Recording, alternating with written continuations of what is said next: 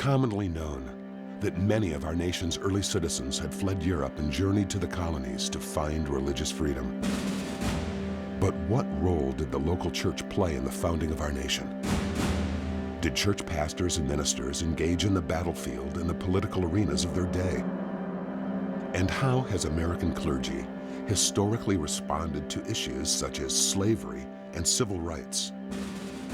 Was the Christian church, as modern society now enforces, relegated to serving only religious matters within the four walls of the church? Discover the forgotten and astonishing story of our nation's foundation in the American Heritage series. For centuries, Americans were taught a truthful view of history that recognized the godly heroes and moral foundation our nation was founded upon. But in recent years, a new version of history has assaulted the moral and spiritual fiber of our nation, leaving the truth of our past eliminated and forgotten until today. Join historian David Barton and experience the untold story of our nation's history in the American Heritage series.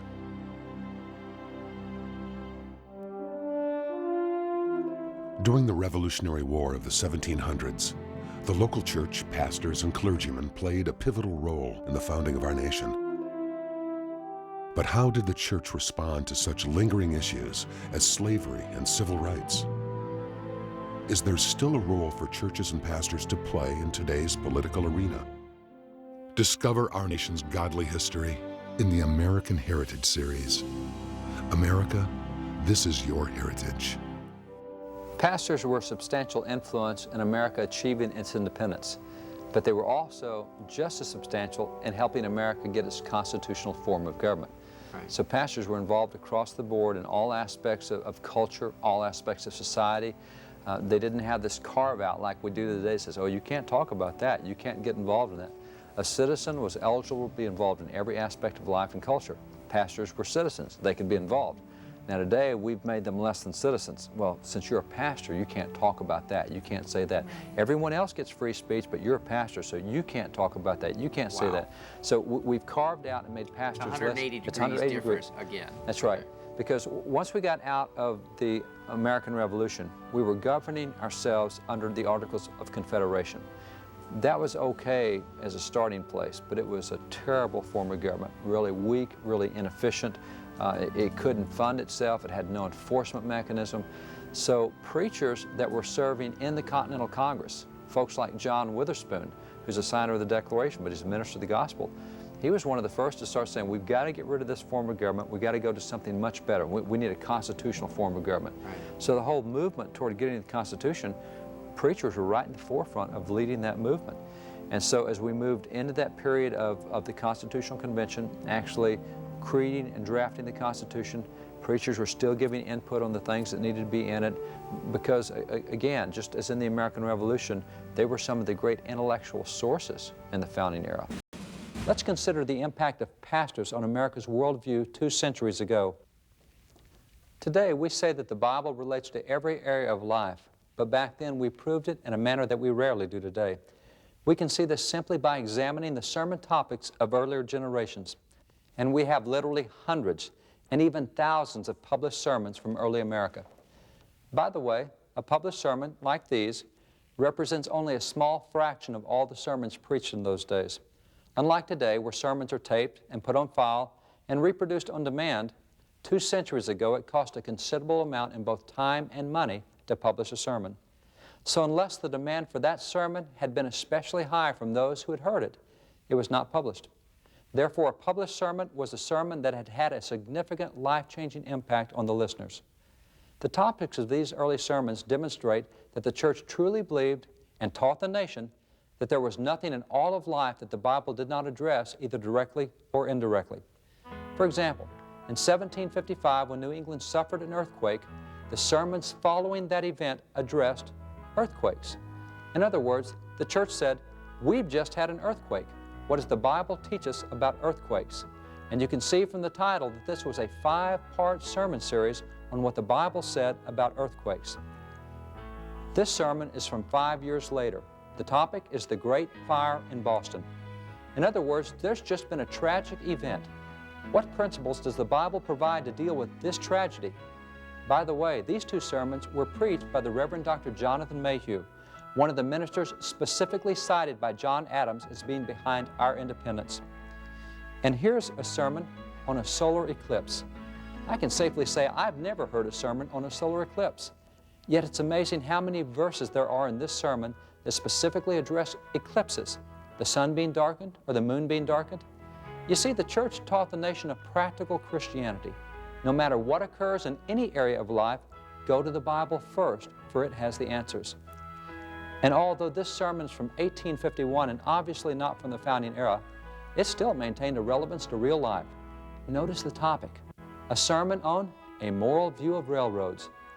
This minister pointed out that railroads were a part of transportation.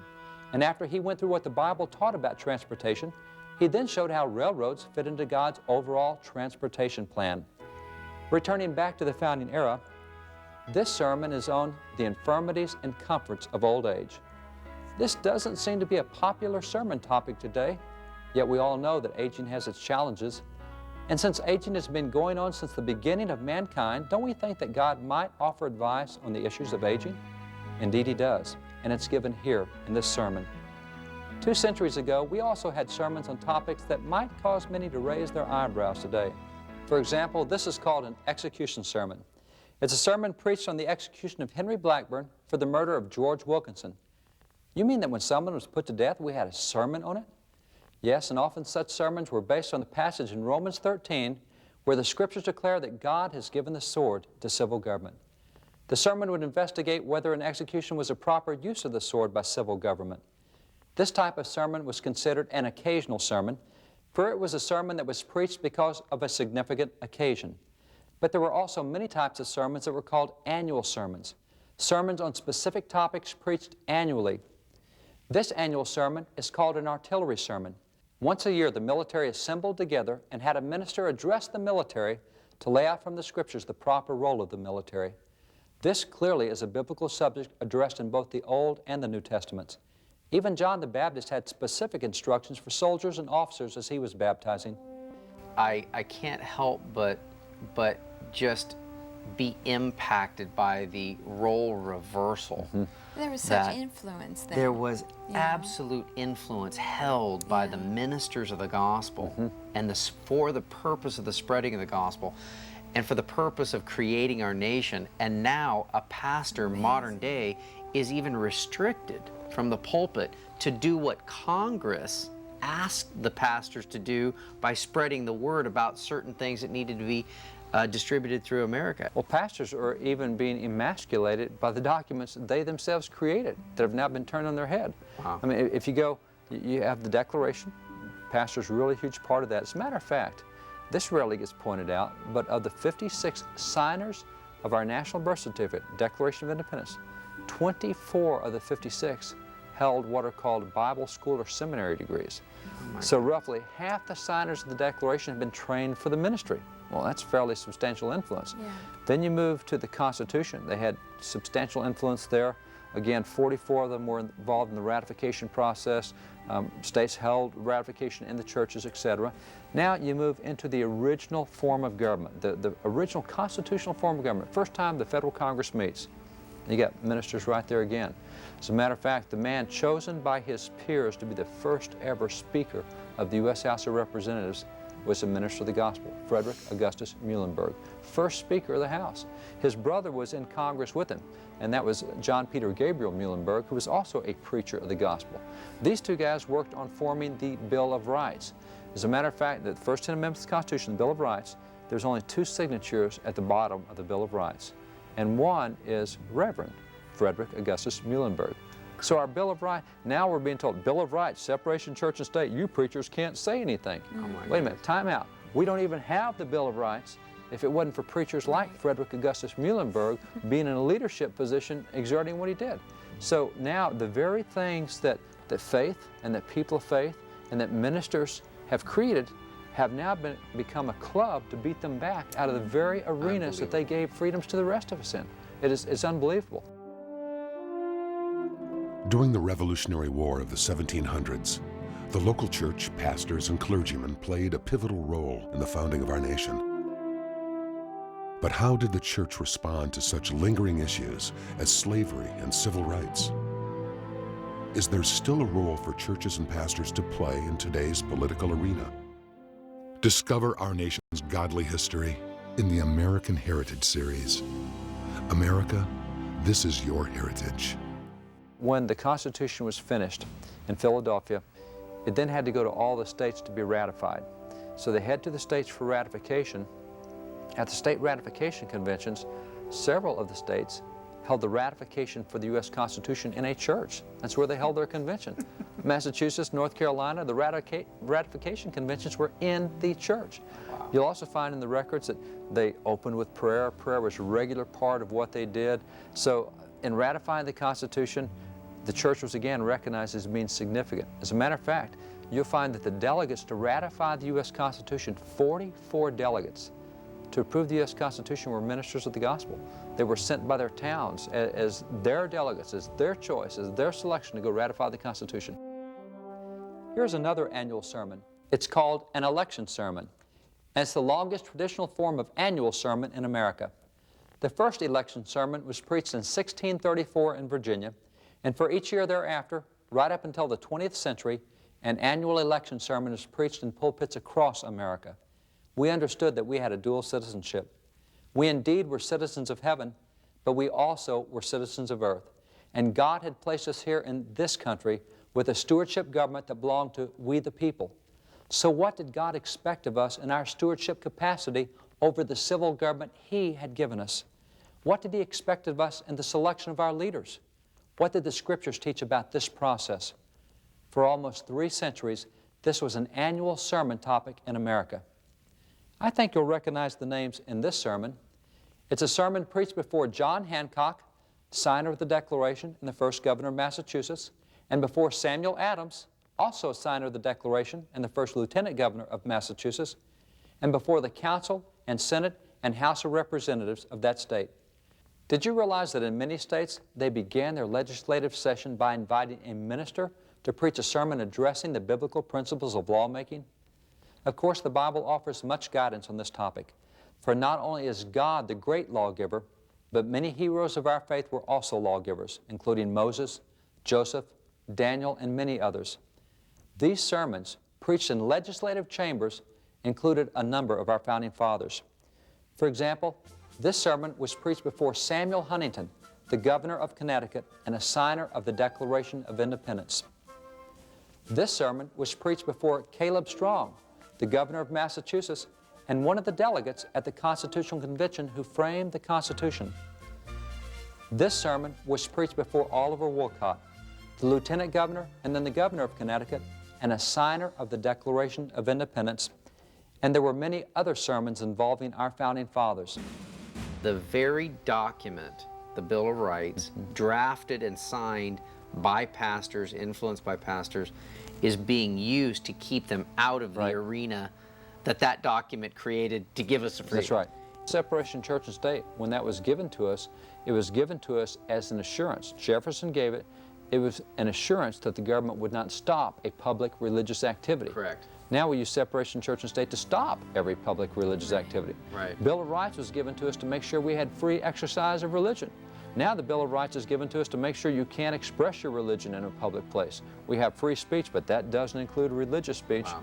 I mean, all these rights that were really pioneered and championed by Christians, by ministers, are now being used against Christians to suppress them. We gave a Constitution that's very inclusive, allows anyone to be elected under that, no religious test. Now we've imposed a religious test. Oh, you're a preacher, you can't run for public office. Wait a minute. The reason that clause is in there is because we had preachers involved in that. Wow. See, we see it even with judicial candidates. Oh, that's an evangelical Christian. We can't have that person on the court. We need to filibuster that person.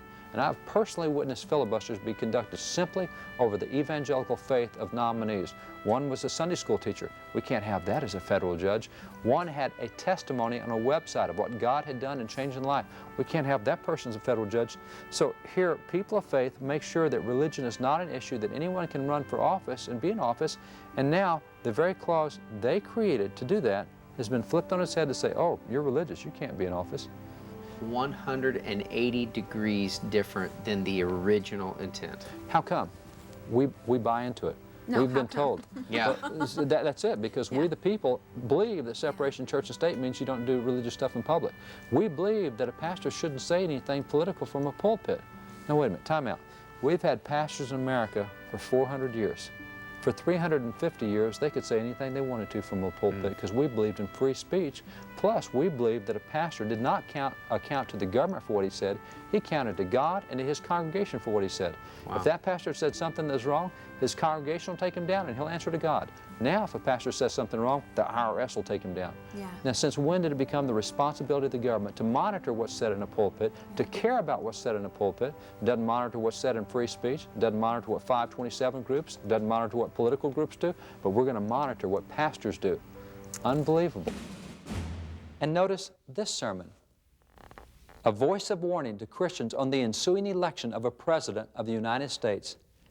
Did you know that American ministers used to stand in the pulpit and call candidates by name, call parties by name, set forth their positions, compare them to the Bible, and then advise that a Christian could or could not vote for a candidate based on what the candidate had said and what the Bible said? Today, this type of sermon might make many in churches uncomfortable, but it shouldn't. For not only was this a traditional practice of American pulpits, it's also a traditional practice set forth in the Scriptures. Consider how often God sent His ministers either to interface with or to confront civil leaders. For example, Elijah with Ahab and Jezebel, Samuel with Saul, Nathan and Gad with David, Isaiah with Manasseh, and so many other examples. There certainly is no model in the Bible where God has His ministers remain silent with civil leaders or about civil issues. The church speaking into the civil arena has been a long-standing practice in America, as had the practice of ministers serving directly in the legislature. In fact, it was Thomas Jefferson himself who encouraged the lifting of restrictions against ministers and clergy that had been imposed in his own state of Virginia. He declared, I observe in the Virginia Constitution an abridgment of a right I do not approve. It is the incapacitation of a clergyman from being elected. Thomas Jefferson wished to see clergymen possess the same rights as others. Today, however, this is not the case in the area of free speech, nor has it been since 1954, when a U.S. Senator became responsible for enacting a policy that treated nonprofit organizations, including churches, differently. He had been criticized for his political affiliations and his private business dealings, and not liking that criticism, he added a rider to an appropriation bill in the U.S. Senate, stipulating for the first time that a 501c3 organization, and churches are 501c3 organizations, that they must now stay out of the political arena. Most Christians think that the way it is today is the way it's always been. But this restriction is recent, as both American law books and early American sermons clearly demonstrate. The record is clear. The church helped shape the way that early America approached the issues of the day, and having taught the nation the relevancy of God's Word to every aspect of life, it's not surprising then that the Scriptures and writers on the Scriptures had such a profound impact on the founding of our government and its documents. During the Revolutionary War of the 1700s, the local church, pastors, and clergymen played a pivotal role in the founding of our nation. But how did the church respond to such lingering issues as slavery and civil rights? Is there still a role for churches and pastors to play in today's political arena? Discover our nation's godly history in the American Heritage Series. America, this is your heritage. Was there ever any event of emasculating pastors and Christian leaders in America? Well, what happened, you had a freshman, or actually you had a young man running to be a freshman U.S. Senator. And in running from his home state, there was a foundation there that said, this guy is really bad. His moral life is bad, his character is bad, his business dealings are bad, his philosophy is bad. And so they pointed that out. Well, nothing new in American politics. That was pointed out with John Adams, and it was pointed out with Thomas Jefferson. Every president's ever run, every person's ever run for office had opponents that said things about them. Well, this particular man got elected as a freshman U.S. Senator. It was Lyndon Baines Johnson. He didn't like the fact that they had said some things about him. So in an appropriation bill that went through the U.S. Senate in 1954, he put a little one-line rider on the appropriation bill. It was a rider that was never debated in a Senate committee. It never went for any kind of a markup. It was just a floor amendment that got stuck on there. and said, oh, by the way, if you're a 501c3, you can't talk about this stuff anymore. You just lost your freedom of speech. You talked about me, you've lost your freedom of speech. Now, every record indicates he had no intention of that applying to churches whatsoever. It was to go after his political opponents who had a foundation, and they went after him, so he's going after them. Well, it's one thing to do it from free speech, it's another to use the force of law to go after an opponent. You know, that's wrong on its face. Nonetheless, he did it. Within a number of years, the IRS started saying, well, you know, these foundations, churches are kind of like foundations, let's kind of put them under it. So without any law ever being passed, simply through regulatory administrative decisions, the IRS decides, you know, pastors and churches, they shouldn't be having free speech on these issues anymore. Now, they can speak about certain things, but not these issues. Well, you go, wait a minute, time out. These guys spoke about these issues from the very beginning. Likely we don't have our founding documents had they not been speaking about them. We've talked in previous programs that Declaration of Independence, there's nothing there that the pastors hadn't already addressed before 1763. Had they not been addressing it, it's likely not there. So now we're taking out the very voice that has such an impact on culture, had a positive impact on shaping culture. And now we're saying, we're going to listen to your free speech, and if it turns out to be religious, and if it turns out to be critical of something in the government, we're going to silence you. Well, if you go back into the scriptures, the biblical example had always been that God's ministers, the men of God, spoke into the political arena. Yes. If you recall, you have Elijah getting prepared to speak to Ahab and Jezebel. Now, Ahab and Jezebel have messed up a lot of stuff. They violated private property rights. They killed Naboth to get his vineyard. You can call that eminent domain. That's an abuse of eminent domain. So they do all this bad policy, and Elijah is just about to tell them, for 3.5 years, we've had really lousy policies from you, and God's going to judge you because of that. And just before Elijah said that, he fortunately remembered his 501c3 tax exemption and kept his mouth shut. No, that's not what happened. All throughout the scriptures, God's ministers spoke into every arena that needed a plumb bob of right and wrong. The ministers Nathan and Gad spoke to David and said, David, thou art the man. They're the ones that uncovered the adultery of Bathsheba, the murder of Uriah. But see, today, a minister couldn't do that. Under this last 40 years of IRS code, the minister can't do what he did for 350 years in America. He can't do what we've done for 5,000 years in the Bible.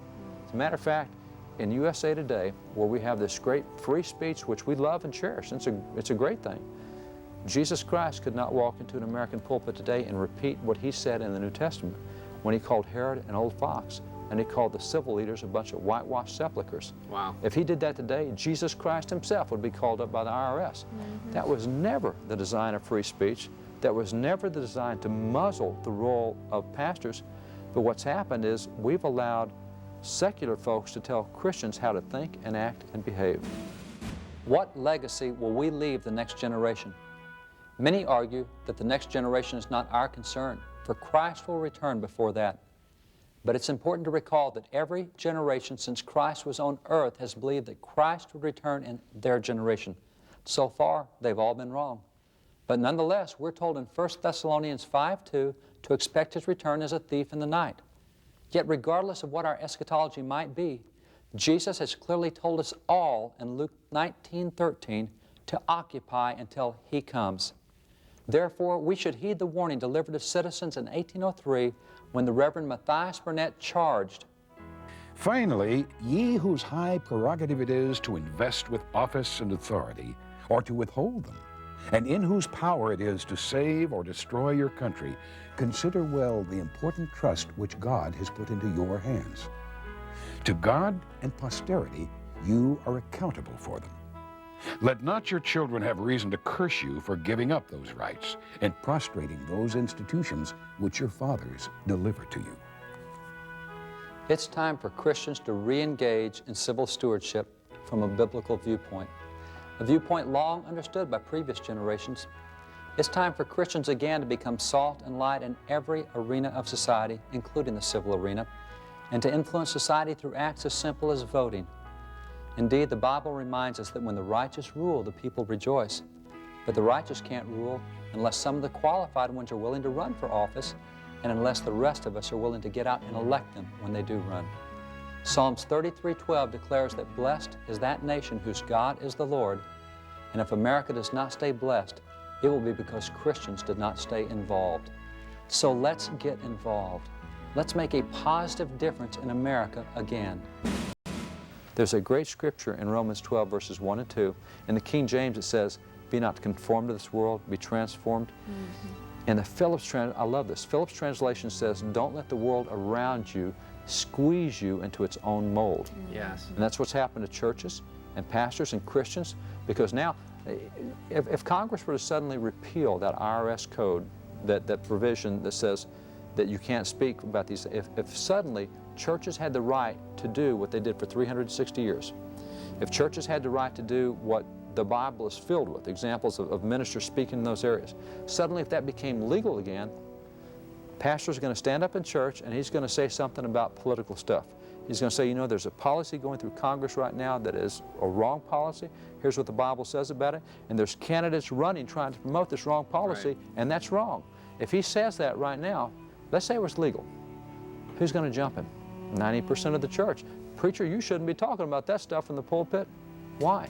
Because we've been squeezed into the mold of the world. We've let secular folks tell the church what its role should be. That's nonsense. That's not constitutional.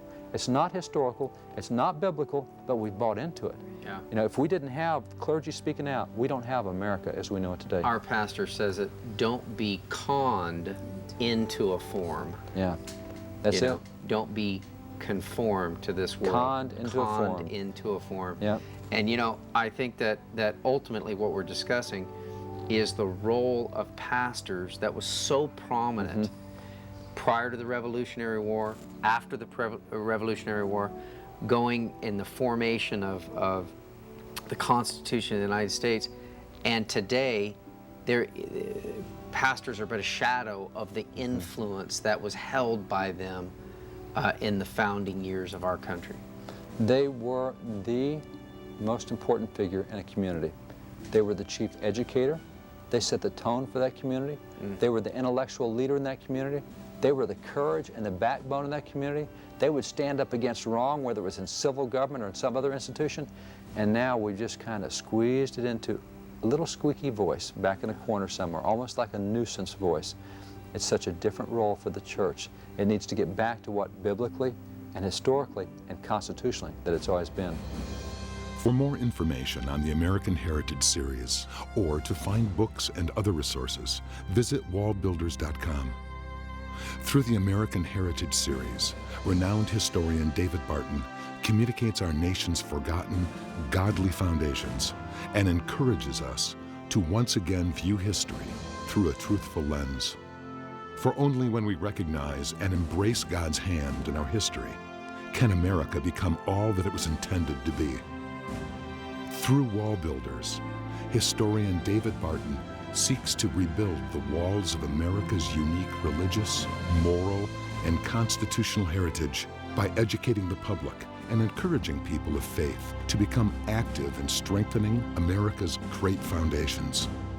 For more information on how you can become involved, visit wallbuilders.com.